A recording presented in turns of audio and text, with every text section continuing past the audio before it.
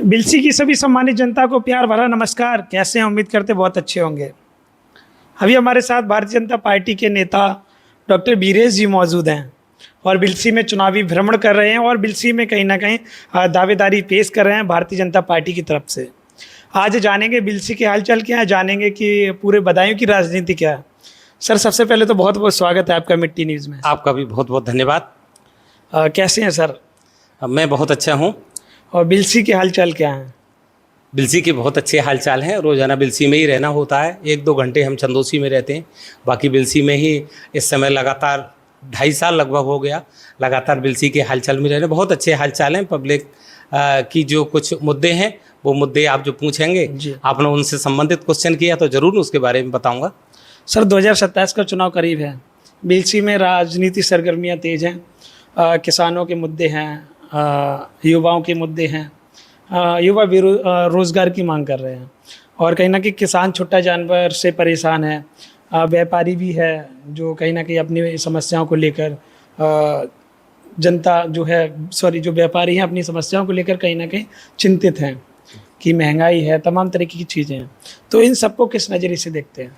आपने एक साथ 4 से 5 क्वेश्चन कर दिए, एक एक करके मैं बताता हूँ। हाँ। सबसे पहला किसानों की बात है। हमारे यहाँ 4 फीटर हैं बिलसी विधानसभा पे, जिन पे ओवरलोडिंग हो जाती है इस समय, क्योंकि किसान को अब धान लगाए जाएंगे, उसकी भी आवश्यकता पड़ेगी। एक साथ मक्का में बहुत मक्का बाहुल्य क्षेत्र है, तो मक्का में बहुत सारे पानी लगाए जाते हैं, तो ओवरलोडिंग हो जाती है, तार टूट जाते हैं, बिजली जल्दी चली जाती है, ऐसी दिक्कतें आती हैं। और अगर भगवान ने इस लायक समझा तो उन दिक्कतों का बहुत जल्दी, सबसे पहले इन सब चीज़ों को जो कि ज्वलंत मुद्दे हैं उनको सबसे पहले सामना करेंगे, उसको सबसे जल्दी से जल्दी ख़त्म करेंगे, पहला मुद्दा। दूसरा, आपने जानवरों की बात की। सरकार द्वारा बहुत सारी गौशालाएँ बनाई गई हैं, बहुत जगह नंदी बाबा को रखने की भी प्रक्रियाएँ हैं, शाहजहाँपुर में हैं, कई जगह पे हैं, लेकिन वो मुद्दा हमने खुद तैयार किया है। क्योंकि क्या होता है, कई जगह तो देखा गया है कि शाम के लिए गाय आती है, उसको दूह लेते हैं, उसके बाद उसको छोड़ देते हैं जंगलों में इधर उधर, फिर वो बाहरी गाय हो जाती है, हमारे घर पे आती है, तो हमारा अधिकार होता है कि हम उसका दूध दूह लें। तो हमारा अधिकार ये है कि उसकी सेवा भी करें, उसके खान पान का ध्यान रखें। बुढ़ी गाय हो जाती है तो उसके लिए हम लोग छोड़ देते हैं। अगर हमको छोड़ना है तो हम गौशाला में जाएं। और दूसरा, फिर हम सामाजिक लोगों से ये अनुरोध करते हैं, मैं एक सामाजिक व्यक्ति हूं और ऐसे लोगों से जरूर समाज सेवी हूं, तो निश्चित रूप से लोगों से अनुरोध इस बारे में करूंगा कि जहां हम लोग धर्मशालाएं बनाते हैं, बैंकेट हॉल बनाते हैं, तो 10-20 हज़ार रुपये सभी लोग इकट्ठा कर लेंगे, मेन आदमियों को जोड़ लेंगे, हम लोग एक ट्रस्ट बनाएं, एक बहुत बड़ा गौशाला बनवाएं अपने प्राइवेट अपने तरीके से, और जहां सरकार के काम में सहयोग करें उसमें, क्योंकि सरकारी जगह इतनी व्यवस्था ना हो पाती है, सरकार की बहुत व्यवस्थाएं हैं, कंचित मात्र कहीं गड़बड़ होता है तो हम लोग सहयोग को भी तैयार रहें, क्योंकि व्यवस्था भी हम ही ने बिगाड़ी है वो। तो इस तरह से बहुत बड़े बड़े गौशालाएँ बनाएँ, उनके लिए चारे की व्यवस्था कराएँ, भूसा की व्यवस्था कराएँ, तो ये दिक्कतें कभी हमारे सामने नहीं आएंगी। जानवर पहले भी होते थे, जानवर अब भी होते हैं, लेकिन अभी एक ट्रेंड बना लिया है कि गाय दूध देगी, अपने पास रख लेंगे, बुढ़ी हो जाएगी तब छोड़ देंगे, दूने के बाद छोड़ देंगे, और उन्हीं के खेत में जाएगी तब भी नहीं चुगने देंगे जो दूते हैं, दूसरे तो क्या चुगने देंगे। तो ये समस्या हम लोगों ने बनाई है, बहुत जल्दी इसका निवारण करेंगे और हमारे दिमाग में है किस तरह से निवारण करना है। हम लोग आपस में एक बहुत बड़ी जगह लेकर के उसमें टीन सेट डालें, उसमें 2-1 आदमी रखें, उसके लिए भूसे की कुट्टी की व्यवस्था करें और सब इन जानवरों को पाला जाए, जिससे हमारा एक धार्मिक प्रवृत्ति भी उपलब्ध होती है और सेवा भाव से हमारा मन और सद्बुद्धि भी डेवलप होती है हमारे अंदर। युवा रोजगार की मांग कर रहा है। हाँ, बिल्कुल। पेपर लीक का मुद्दा आता है, तमाम तरीके की चीज़ें रहती हैं। देखिए, भारत बहुत बड़ा देश है, उसका बिलसी से तो कोई मुद्दे से ज़्यादा कनेक्शन उसका नहीं है, लेकिन आपने बताया है तो इसमें कोई दूसरा व्यक्ति इसका जिम्मेदार नहीं होता है। हम में से ही कुछ लोग माफिया टाइप होते हैं, तो वो छोटी मोटी गड़बड़ करने की कोशिश करते हैं, वो विरोधी पार्टी के ऐसे लोग होते हैं जिनको कहीं ना कहीं हमारी कमजोरी पकड़नी है। कमजोरी तो नहीं मिलती है उनके लिए भारतीय जनता पार्टी की, तो ऐसी स्थिति में कुछ अच्छाई पकड़ के उसका दुरुपयोग करना शुरू कर देते हैं। सरकार को बदनाम करना है, उस मंत्री को बदनाम करना है, यहाँ की पब्लिक को बदनाम करना है, तो ऐसे तथ्य बहुत जल्दी सामने भी आते हैं और सरकार ऐसे लोगों को पकड़ के बहुत जल्दी जेल भेज देती है। सजा का प्रावधान भी हिंदुस्तान में ऐसे लोगों का बहुत अच्छा है, उसमें आप कहीं भी चिंतित ना हो। मुझको और आपको चिंता करने की उसमें आवश्यकता नहीं है। उसका आदमी, उसका शासन प्रशासन, उसका मंत्री चुना हुआ है, वो अपने आप से उसको इतना ज़्यादा सजा देगा जितनी उसकी आवश्यकता है, उससे भी ज़्यादा। बात करी जाए बिलसी की, बिलसी में आप चुनावी भ्रमण कर रहे हैं, जगह जगह जा रहे हैं, गांव-गांव, डोर टू डोर, क्या चुनावी मुद्दे लेकर जाते हैं? जनता क्यों डॉक्टर बीरेश जी को पसंद करे, भारतीय जनता पार्टी को पसंद करे? बिल्कुल बिल्कुल ठीक बात है ये। मुझको ही क्यों पसंद करे? देखो, पसंद करने के सरकार के जो पब्लिक है उसके अपने तथ्य हैं, सरकार या पार्टी के अपने तथ्य हैं, और ऊपर के नेताओं के या जो हमारे ऊपर और लोग बैठे हुए हैं प्रशासन के, उनके अपने अपने तथ्य हैं। आप चूंकि पब्लिक की बात पूछ रहे हैं, तो हर पब्लिक का व्यक्ति ये चाहता है कि ये व्यक्ति हमारे बीच ज़्यादा रहे। मैं तो बिल्कुल विधायक नहीं हूँ और ये भी निश्चित रूप से नहीं है कि पार्टी एकदम मेरे को टिकट ही दे देगी, लेकिन उसके बाद भी 2.5 साल से लगातार मैं इन लोगों के बीच में रह रहा हूँ, जो हमारी पब्लिक के लोग हैं, हमारी विधानसभा के लोग हैं।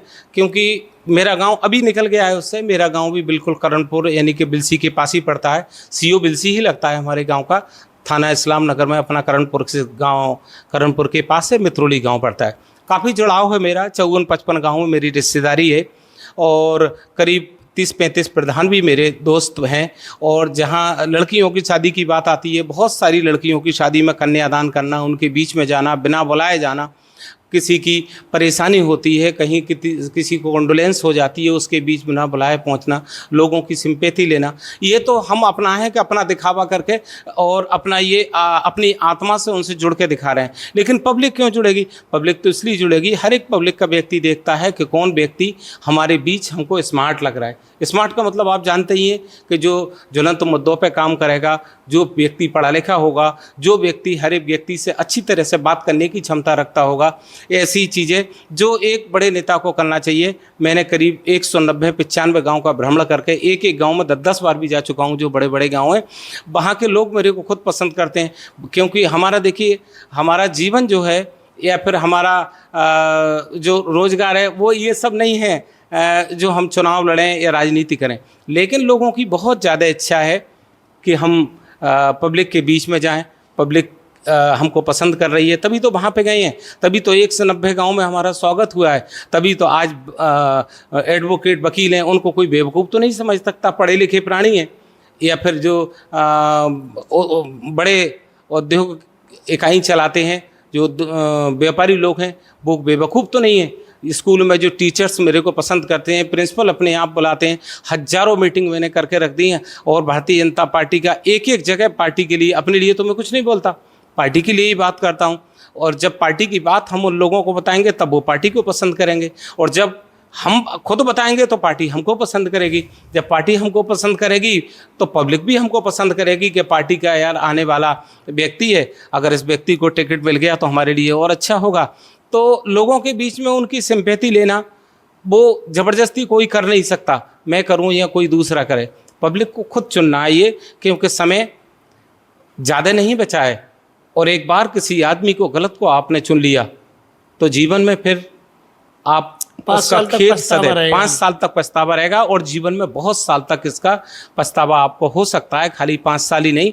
क्योंकि दूसरी जो विपक्षी पार्टी है वो भी अपने, और भी उसके अलावा पार्टी हैं, सभी अपने लोगों को ला रही हैं। ये तो पब्लिक को चुनना है, ये पब्लिक को देखना है कि उनके बीच कौन ज़्यादा रहा है, कौन ज़्यादा पढ़ा लिखा है, कौन व्यक्ति ऐसा है जिसके मतलब कपड़े पर एक भी दाग नहीं है। कपड़े पे दाग का मतलब उसके जीवन में इमेज पे कोई दाग तो नहीं है। और कौन किसके बीच में ज़्यादा गया है, कौन किसी की परेशानी में शामिल हो रहा है, कौन खुशियों में शामिल हो रहा है, ये पब्लिक खुद चुनेगी। ये बताने की आवश्यकता नहीं है, आप क्षेत्र में जाएंगे आपको खुद पता लग जाएगा। अच्छा, एक बात बताइएगा, बिलसी में अगर बात करी जाए तो आप अगर विधायक बनते हैं, आपको टिकट देती है भारतीय जनता पार्टी, आपको जनता पसंद करती है, तो क्या बिलसी का आप कैसा विकास करेंगे, क्योंकि विकास कार्य तो मैंने भी बातचीत की आपके विधायक से, तो उन्होंने तमाम गिना दिए थे। देखिएगा, चूंकि मैं एक हॉस्पिटल चला रहा हूँ, एक एज ए व्यापारी भी समझ सकते हैं इसको, लेकिन मैं उस व्यापार का व्यक्ति नहीं हूँ। अस्पताल इतना बड़ा होने के बावजूद अस्पताल से बच्चे की टॉफी भी कभी नहीं लाता मैं, क्योंकि मेरे पास तो अपने माता पिता की इतनी ज़मीन है, उसको जो है अपना आराम से खेती बाड़ी करके सब कुछ बढ़िया चल रहा है। लेकिन लोग, जैसे मैं बोल रहा हूँ, इसी तरह से उद्योग समझने लगते हैं, उसके लिए व्यापार समझने लगते हैं लोग अस्पताल को। तो वो उस तरह का व्यक्ति मैं नहीं हूँ, जबकि उसी पेशे में हूँ। एक बात, सबसे पहले तो मैं ये देखूंगा कि वहाँ अस्पतालों की ऐसे मुद्दे हैं, ऐसी चीज़ें हैं कि बिलसी के लोगों के लिए सवारी की भी इतनी अच्छी व्यवस्था नहीं है कि एक साथ किसी अस्पताल में बदायूं वगैरह पहुंच जाए वो। तो बिलसी में सबसे पहले चिकित्सा व्यवस्थाओं को बहुत अच्छे तरह से सुचारू रूप से चालू कराऊंगा। और चूँकि इस चीज़ में मैं परफेक्ट हूँ लगभग, हालांकि परफेक्ट तो पूरी दुनिया में कोई नहीं होता, इस चीज़ में जानकर हूँ मैं। तो जब जानकर हूँ तो मैं इस काम को अच्छी तरह से करना भी जानता हूँ, और फिर कौन डॉक्टर किस तरह से सेवा देगा इसके बारे में भी मुझे पूरी तरह से जानकारी है, और किस तरह से लोगों को इसकी सेवाएं दी जाती हैं, और यहाँ किस किस चीज़ की आवश्यकता है ये भी मुझे अच्छी तरह से पता है, सबसे पहला। दूसरा बात ये कि पढ़ाई के नाम पर भी अभी के एक स्कूल को बीएससी की मान्यता दी। ये बीएससी की मान्यता कोई बहुत बड़ी चीज़ें नहीं है। यहाँ तो पॉलिटेक्निक जैसी चीज़ बने, कम से कम ऐसे 10 डिग्री कॉलेज होना चाहिए जिनमें बीएससी की और एमएससी की मान्यता होना चाहिए। बच्चे, ये तो छोटी चीज़ें हैं, बाकी पॉलिटेक्निक के तरीके से बहुत सारी ऐसी चीज़ हैं, लोग इसमें हिल गए। इससे एक तो ये होता है कि बच्चे पढ़ लिख कर अपना सरकार के लिए योगदान देते हैं, अपना जीवन का एक सत्य खोजते हैं, और उसके अलावा कुछ लोगों को रोज़गार मिलता है। आप सपोज कीजिए कि कोई बिल्डिंग्स बनती है तो उसमें 500 लोग काम करेंगे 3 साल तक, तो उनको भी रोज़गार मिलेगा। उसके बाद उसमें रहने वाले कोई चपरासी होगा, कोई सफाई कर्मी होगा, 10, 20, 50 आदमी को और काम मिलेगा। तो क्षेत्र के हज़ारों लोग इस तरह से काम में लगेंगे। दूसरा तो मेरा ये एजेंडा होगा स्वास्थ्य के बाद कि हम कॉलेजेज को किस तरह से आगे बढ़ाएं, और सरकार की तरफ से बड़े 1-2 कॉलेज खोले जाएं जिनमें सारी सुविधाएं उपलब्ध हों, कोई भी बच्चा इस चीज़ से वंचित ना रहे। उसके बाद MBA है, BCA है, ऐसा नहीं हो तो प्राइवेट अपने किसी हम व्यक्ति से, हमारे साथ के बहुत लोग इस काम को करते हैं, एक अच्छा सा कॉलेज कम पैसे में बच्चे कर सकें। कोई ज़रूरी नहीं है कि सरकार हमारे कहने से तुरंत कर देगी, वैसे सरकार सबकी बात सुनती है। यदि ऐसा नहीं होता है तो प्राइवेट अपने हमारे सर्किल के लोग हैं उनसे ऐसा करवाएंगे। मतलब आपके यही मुद्दे हैं, शिक्षा, स्वास्थ्य, रोजगार। हाँ बिल्कुल, और रोजगार में तो ये सारी चीज़ आ गई। अभी व्यापारी की बात कर रहे थे, देखो व्यापारी की 2 चीज़ हैं। एक तो ये है, सबसे बड़ी चीज़ ये है कि रोज़ाना बहुत सारा व्यापारी के लिए यहाँ मक्का आ रही है, उससे जाम भी लग जाता है। उस जाम से किस तरह से निजात पाना चाहिए, वहाँ पर ट्रैफिक की किस तरह से व्यवस्था होना चाहिए, क्योंकि वहाँ पर अब 2, 4, 6, 8 थोड़ी 100 मीटर की दूर पे पुलिस वाले रखना चाहिए, या फिर उसके अलावा अंदर मंडी में कुछ ऐसी जगह हो जहाँ ट्रैक्टर जो आते हैं, ट्रक आते हैं, ज़्यादा देर तक खड़े रहें और जाम ना लगे, ये व्यवस्था होनी ज़रूरी है। उसके अलावा ये है कि व्यापारियों से बैठ करके हम एक बार मीटिंग कर चुके हैं, दोबारा फिर सलाह लेंगे, और हमें इस लायक भगवान ने करा तो इस चीज़ से बहुत जल्दी निजात पाएंगे। क्योंकि इनके बीच में बैठ कर हम हवाई तीर नहीं हैं, हम तो खुद किसान के बेटे हैं, हम किसान की चीज़ें जानते हैं। हम कॉलेज में गए हैं तो कॉलेज की व्यवस्थाएं, कॉलेज में तो सभी जाते हैं, लेकिन उस व्यवस्थाओं को नज़दीकी से हमने अध्ययन किया है। बिलसी का एक मुद्दा ये भी है कि ट्रांसपोर्ट की दिक्कत है। 8 बजे के बाद, बल्कि 7:30 बजे के बाद ही बदायूं से ना कोई बिलसी आ सकता, ना बिलसी से बदायूं जा सकता, ओझानी से भी नहीं आ सकता। कोई पब्लिक ट्रांसपोर्ट इस तरह का नहीं है कि कचला की तरफ फंस जाए, और रुकने की भी व्यवस्था बहुत अच्छी कहीं नहीं है। उस पर निश्चित रूप से बहुत दिन से ये मांग चल रही थी, और हमारी सरकार में ये काम करा भी गया है। माननीय BL वर्मा द्वारा एक बहुत बड़ी ट्रेन चलाई गई है जिसकी लोग उम्मीद भी नहीं कर सकते थे, और भी ट्रेन का माननीय मंत्री जी BL वर्मा जी और प्रयास कर रहे हैं। उसके अलावा ये जो मुद्दा है बसों का, ये निश्चित रूप से है। अभी बस हमारी सरकार ने काफ़ी चलाई हैं, लेकिन आने वाले समय में इस बार जो चुनाव जीतेंगे तो और अच्छे ताकतवर और कद्दावर तरीके से आएंगे क्षेत्र में, और ये सारे मुद्दे बिल्कुल सारे सॉल्व कर देंगे। अभी तो थोड़े से बचे हैं, लेकिन उनको पूर्णतया ख़त्म कर देंगे, किसी को कहने की बात बचेगी नहीं। आम जनता ये भी बोलती है कि नेता जब चुनाव के जैसे ही चुनाव करीब आता है तब तो जनता के बीच में रहते हैं। हाँ। जनता जहाँ बुलाती है चले जाते हैं। हाँ बिल्कुल सही बोलते हैं। जीतने के बाद, विधायक बनने के बाद, मंत्री बनने के बाद कहीं ना कहीं जनता से जो जुड़ाव है वो दूर दूर तक दिखाई नहीं देता। ये भी आम जनता बहुत जगह बोलती है। बिल्कुल, आपकी बात इसमें काफ़ी हद तक सही हो सकती है। और मेरे बीच में बहुत सारे लोग आते हैं, हम जिनसे मिलते हैं, वो भी अक्सर यही बात करते हैं। तो उसमें एक तो ये बात होती है कि हर आदमी की आदत अलग अलग होती है। आपके परिवार में 4 भाई हैं, 4 की अलग अलग आदत होती है। पांडव 5 भाई थे, छठे भी सगई भाई थे उनके, लेकिन उनकी आदत अलग थी, वो दूसरे दल में शामिल हो गए, कौरवों में। इसी तरह से ना तो हर विधायक ना हर मंत्री एक जैसा होता है। कई विधायक को लोग बहुत पसंद करते हैं, कई को कम पसंद करते हैं। अब मुझे तो नहीं मालूम है इन विधायक को कितना लोग पसंद कर रहे हैं या नहीं कर रहे हैं, वो उनको पता होगा, उनके बीच में जाते हैं। लेकिन मुझसे जो लोग बोलते हैं वो ये है कि हमारे बीच में आप आ गए हो, ये करते हैं। कुछ बातें ऐसी होती हैं जो अभी से हमने हल करवा दी हैं, जो कि विधायक बन के आदमी करवाने की कोशिश करता है। कुछ ऐसे मुद्दे हैं जो हमारे आराम से हमारे दिल में समाये हुए हैं, मौका देगी सरकार तो उन मुद्दों का समाधान करा जाएगा। और 2.5 साल हो गया, अभी तो चुनाव का नामो निशान तो संभल के अब भी नहीं है, लेकिन 2.5 साल से लगातार पब्लिक के बीच में एक सेवा के लिए ही तो हूँ मैं। एक सेवा, हम तो वो व्यक्ति हैं कि अपनी जेब से चला जाए, लेकिन कोई गलत तरीके से किसी का 1 रुपया भी लेना, किसी को बेवकूफ़ बनाना, ये गाय के मांस के बराबर होता है। इसको हम जघन्य अपराध समझते हैं। हमारी संस्कृति में हमारी मम्मी ने यही सिखाया है, हमारे पिता ने यही सिखाया है, हमारी संस्कृति ने भी यही सिखाया है कि दूसरों के लिए जी रहे हो तो ये तमाशा बना करके मत दिखाइए, और उसके लिए अपना श्रेयस मत दीजिएगा। अगर मैं यहाँ पर बैठा हुआ हूँ और ये स्टेज है, अगर इस स्टेज पर मैं विधायक बनकर बैठा तो ऐसा नहीं होगा। वो लोग, उनमें से श्रेष्ठ लोग जो होंगे, जो बुजुर्ग लोग होंगे, वो उस स्टेज पर होंगे, और अगर मैं इस बीच में पहुँचा तो नीचे की कुर्सी पर मैं बैठा मिलूंगा आपको। ये आपको बता रहा हूं मैं, और निश्चित रूप से ये बात रिकॉर्ड हो रही है। हाँ बिल्कुल, बात रिकॉर्ड हो रही है। सबसे पहले उन लोगों को बैठाऊंगा, यदि वो लोग जबरदस्ती बैठाते हैं तब भी मैं उन बुजुर्गों को अपने पास बैठाऊंगा, उनको अपने से ज़्यादा सम्मान दूंगा, और ये 2.5 साल से मैं करता भी आ रहा हूँ। आपको पब्लिक बता देगी सारी चीज़।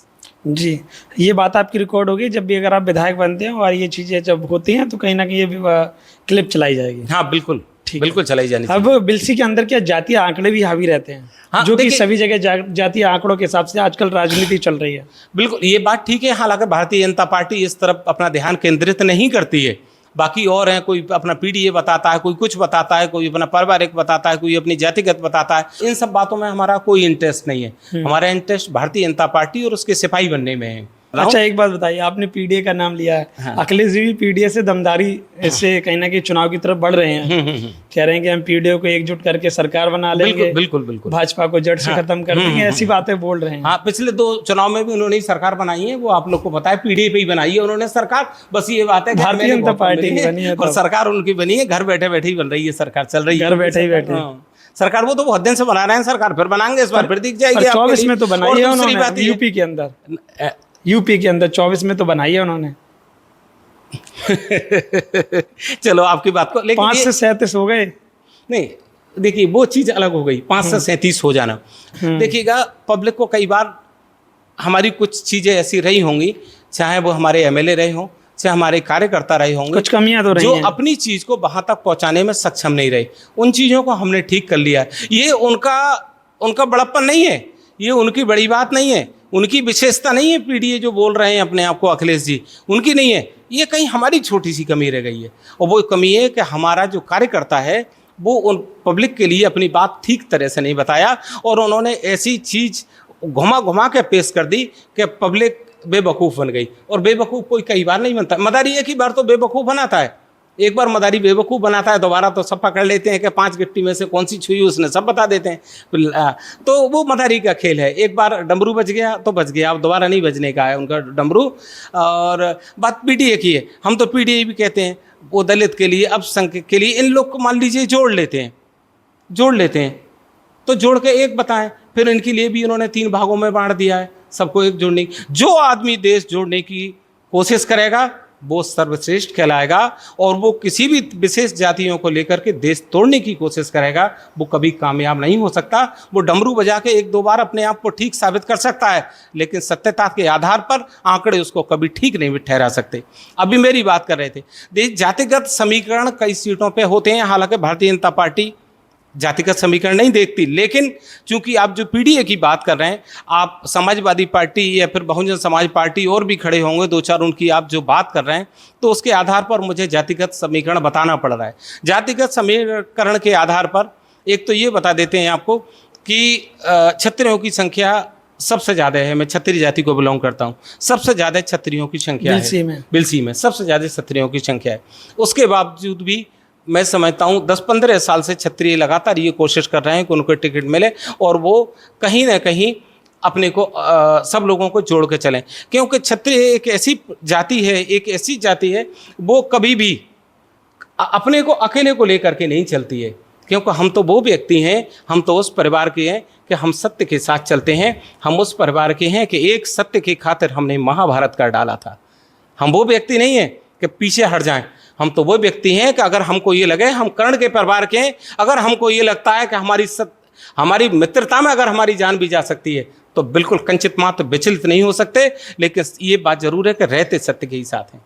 अपने मुंह से अगर कह दिया तो वो वचन निभाना भी सत्य कहलाता है। जानता था अच्छी तरह से कर्ण को उसके प्राण चले जाएंगे इसमें, लेकिन उसका सत्य, उसका धर्म था उस समय का, उसने जो वायदा कर दिया उसको निभाए। हम उस परिवार के तो 70,000 ठाकुर होने के बावजूद भी ठाकुर बहुत अभी आप वहाँ पे उपेक्षित है निश्चित रूप से। मैं ये कह रहा हूँ हाँ, क्यों उपेक्षित है? क्यों हम घर में जाते हैं, लोग हमको बताते हैं, और वो उपेक्षा ऐसा नहीं है कि जो है किसी विधायक ने दे दी या पार्टी ने दे दी, ऐसा बिल्कुल नहीं है। लेकिन कोई आदमी किसी चीज़ की इच्छा रखता है और उसको इच्छा पूरी नहीं होती है तो वही उसकी उपेक्षा कहलाती है। बहुत दिनों से ठाकुर इस चीज़ में है, क्षत्रिय इस चीज़ में कि उनको टिकट मिल जाए, नहीं मिल पाता है तो मनोबल उनका गड़बड़ हो जाता है। मैं अपने लिए टिकट नहीं मांग रहा हूँ, क्योंकि 72,000 ठाकुर और काफ़ी हद तक सारी जातियाँ मेरे साथ हैं। कम से कम 1.5 लाख आदमी इस समय मेरे साथ है। 1.5 लाख व्यक्ति मेरे साथ है। में तो जीत हो जाएगी। हाँ, नहीं जीत होना नहीं होना तो जीत तो तब होगी जब पार्टी सोचेगी। पार्टी को भी तो ये सोचना चाहिए कि किसको देना चाहती है। पार्टी हमको देगी तो हम अपने साथ हैं, पार्टी ने आपको टिकट दे दिया तो आपके साथ हैं। लेकिन 1.5 लाख लोग अपेक्षित ना हो जाएं, क्योंकि मैं अपने आप को तो पार्टी मेरी माँ है और माँ के साथ कोई व्यक्ति गद्दारी नहीं करता है। भारतीय जनता पार्टी मेरी माँ है और माँ की तरह हम उसको प्रेम करते हैं। कोई भी आदमी, चाहे माँ हो, चाहे भारत माँ हो, चाहे धरती माँ हो, उसके साथ कोई गद्दारी नहीं कर सकता। वो मुझ जैसा व्यक्ति तो कंचित मात्र नहीं कर सकता। लेकिन ये जरूर आपको बोल रहे हैं कि कितना भी अच्छा हो, हमारे पूरे घर वाले, मोहल्ले वाले हमारा कहना बाद में नहीं मान सकते। इसलिए हम चाहते हैं कि उपेक्षाओं पर उपेक्षाएं कहीं मजबूत ना हो जाए उनकी ये होना चाहिए कि अब पार्टी को इसके बारे में सोचना चाहिए। क्योंकि जब संख्या सबसे ज्यादा है तो पार्टी को ये भी सोचना पड़ेगा, क्योंकि फिर वही जातीय आंकड़े हावी हो जाएंगे। हाँ, जातीय आंकड़े हावी नहीं हो जाएंगे। दूसरी पार्टी का व्यक्ति तमाम सामने खड़ा हुआ है, दूसरा क्षत्रियों को दूसरा आदमी पकड़ लेगा, हैक कर लेगा। समाजवादी पार्टी ने अपना आदमी उतार दिया, वो हैक कर लेगा तुरंत। तो फिर बचाव करना जरूरी, बचाव करना चाहिए। और फिर वो जातिगत आंकड़े पे अगर मामला आ गया तो फिर वो जातिगत दूसरी तरफ पहुंच जाएगा। चलिए, तो इसके अलावा कहीं ना कहीं आपने पूरी तरह से दमदारी दिखा दिया। एक बात और बताइएगा, अगर आपको टिकट मिलती है तो जीत का आंकड़ा क्या रहेगा आपका? नहीं, देखिएगा, जो मैं बता रहा हूँ कितने लोग मेरे साथ हैं, लेकिन ये तो निश्चित है कि अगर जीत का आंकड़ा ये रहेगा कि पिछले बार भारतीय जनता पार्टी जितने वोटों से जीत कर आई है, ये मैं निश्चित रूप से यहाँ पर बैठ कर कह रहा हूँ, यहाँ रोज हवन पूजा होती है, कि उससे ज़्यादा जीत करके दिखाऊंगा। आज चुनाव हो जाए तो आज जीत कर दिखा दूंगा। आज चुनाव हो जाए तो आज जीत कर दिखा। अभी 8-10 महीने इंतजार करना पड़ेगा। पर इंतजार तो जितने दिन सरकार और आगे बढ़ा देगी, जैसे अभी उसके बढ़ा दिए हैं प्रधान के लिए, तो वो तो जितने दिन बढ़ेगी अलग बात है। जिस दिन आज चुनाव हो जाए तो आज जीतने की दावेदारी है। और आप जो देख लीजिएगा, हाथ उठवा के देख लीजिएगा, सभी चीजें रिकॉर्ड हो गई हैं आपकी। हाँ, बिल्कुल रिकॉर्ड हो रही है। जब भी चुनाव होगा, रिजल्ट आएगा, वो आपकी चलाई जाएंगी पुनः। हमने आपको ये बोला कि रिकॉर्ड हो रही है, तो रिकॉर्ड होना बहुत आवश्यक है। हमारी वो बात भी रिकॉर्ड है आज तक कि हम प्राण दे सकते हैं, लेकिन दूसरे के प्राण बचाने के लिए अपने प्राण एक बार नहीं 2 बार दे सकते हैं, और अपने पद से कभी विचलित नहीं हो सकते। यही क्षत्रियत्व है, यही असली क्षत्रिय है। हर व्यक्ति को साथ लेकर चलने की क्षमता जो व्यक्ति रखता है।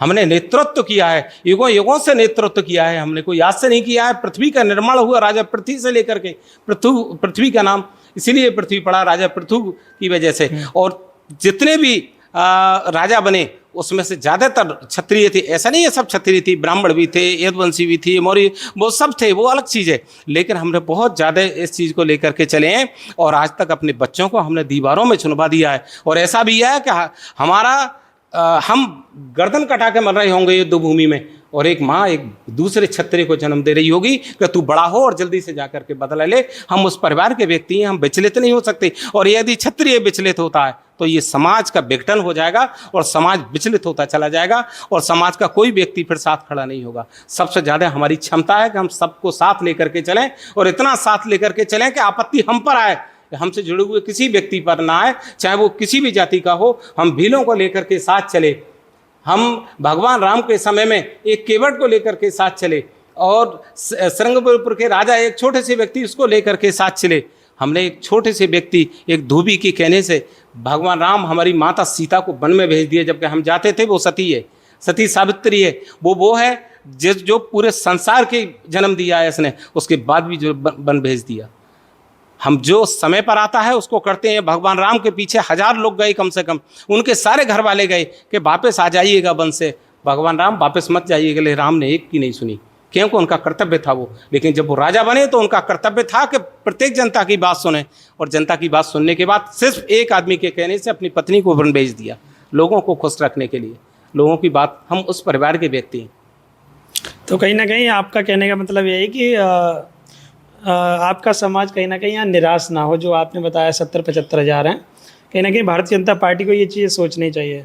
हाँ, ये बिल्कुल निश्चित रूप से ये सोचना चाहिए। जो ज्यादा समाज है उसको टिकट मिलना चाहिए, लेकिन दूसरों को मिल गया, हमने उनकी भी सेवा की। हमने उनको खूब मन से और शिद्दत के साथ लड़ाया है। ब्राह्मण को मिला तब लड़ाया, दलित को मिला तब लड़ाया, और पिछले हरीश शाक्य जी को मिला, हमारे भाई हैं बड़े, उनको भी हमने लड़ाया। शिद्दत के साथ लड़ाएंगे, कल मिल जाएगा तो उनको लड़ाएंगे। हम तो अपनी बात रख रहे हैं कि जो लोग उपेक्षित हैं वो हम ही से तो बोलेंगे, हम उनके आगे जा रहे हैं तो उनसे बोले। उनकी अपेक्षा है कुछ, और वो उपेक्षित ना रह जाए, बस ये रिक्वेस्ट है हमारी सरकार से भी और सब लोगों से। चलिए, तो आपने देखा हमारे साथ डॉक्टर बीरेश जी मौजूद थे, जिन्होंने खुलकर बातचीत की है, खुलकर अपना पक्ष रखा है और बिलसी के बारे में पूरी चर्चाएं की हैं। आप क्या सोच रहे हैं 2027 के चुनाव के बारे में? क्या बिलसी का अगला विधायक कौन होने वाला है 2027 में? क्या भारतीय जनता पार्टी की तीसरी बार सरकार बन पाएगी, या फिर समाजवादी पार्टी का पीढ़ी परिवार आने वाला है, या फिर कोई और आएगा जो उत्तर प्रदेश की कमान को संभालेगा? ये कमेंट मैं आपके ऊपर छोड़ दे रहा हूँ। आप लोग ये कमेंट करिएगा और अपना पक्ष रखिएगा कमेंटों में कि आपको किसका माहौल देखने को लग रहा है। खास करके बिलसी की बात करी जाए तो बिलसी में आपको क्या क्या लग रहा है और यहाँ के क्या मुद्दे रहने वाले हैं, आप सभी लोग कमेंट करेगा। डॉक्टर साहब बहुत बहुत धन्यवाद, आपने कीमती समय दिया।